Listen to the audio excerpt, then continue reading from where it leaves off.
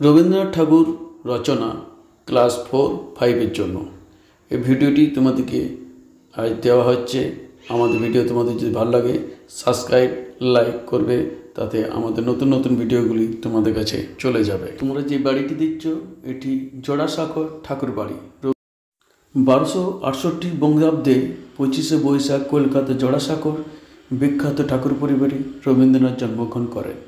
তার পিতার নাম মহর্ষি দেবেন্দ্রনাথ ঠাকুর, মাতার নাম সারদা দেবী।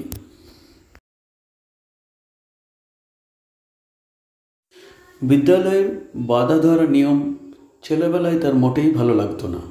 রবীন্দ্রনাথ গৃহশিক্ষক ও পিতার কাছে শৈশবে শিক্ষা লাভ করেন।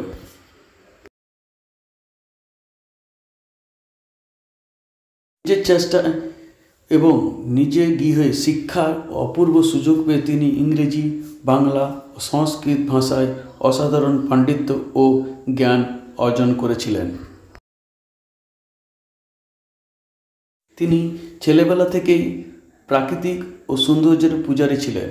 মাত্র 13 বছর বয়সে তত্ত্ববোধিনী পত্রিকায় তার প্রথম কবিতা প্রকাশিত হয়। তিনি 17 বছর বয়সে বিলেতে যান। বিলেত থেকে এসে তিনি সাহিত্য চর্চা মন দেন। সেই সময় তিনি বহু কাব্য, উপন্যাস, নাটক, প্রবন্ধ, গান প্রভৃতি লিখে বাংলা ভাষাকে সমৃদ্ধ করে তোলেন। তিনি বহু দেশাত্মবোধক গান রচনা করেন। তার লেখা জনগণ মন গানটি আমাদের দেশে জাতীয় সঙ্গীত। এরপর তিনি আবার ইংল্যান্ডে যান। ওই সময় তার রচিত গীতাঞ্জলি কাব্যটি ইংরেজি ভাষায় অনুবাদ জন্য 1913 খ্রিস্টাব্দে তিনি সাহিত্য নোবেল পুরস্কার পান।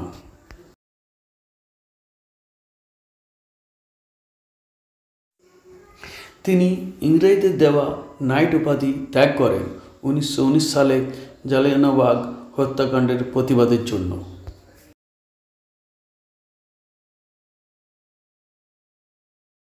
তিনি আমেরিকা, জাপান, চীন, ইরান, ইউরোপে নানা দেশে ভ্রমণ করেন। বোলপুরের কাছে শান্তিনিকেতনে তিনি বিদ্যালয় স্থাপন করেন। এটি আজ বিশ্বভারতী বিশ্ববিদ্যালয়ে পরিণত হয়েছে। তার রচিত গানগুলি রবীন্দ্রসঙ্গীত নামে পরিচিত। বাংলা 1348 সালের 22শে শ্রাবণ, ইংরেজি 1941 খ্রিস্টাব্দে কলকাতার জোড়াসাঁকোর বাড়িতে বিশ্বকবি রবীন্দ্রনাথ ঠাকুর পরলোক গমন করেন। আমাদের ভিডিও তোমাদের যদি ভালো লাগে সাবস্ক্রাইব লাইক করুন।